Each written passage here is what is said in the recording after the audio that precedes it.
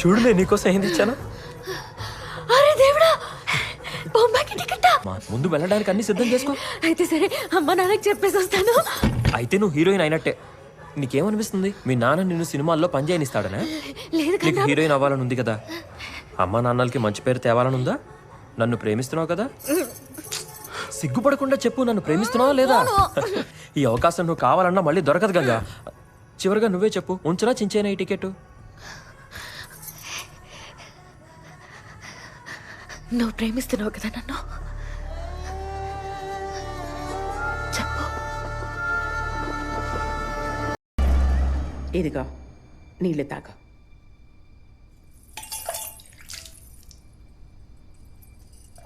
రెండు రోజుల నుంచి తిండి తిప్పలేవు, నీళ్లు తాగు. నేను ఇంటికి వెళ్ళాలి.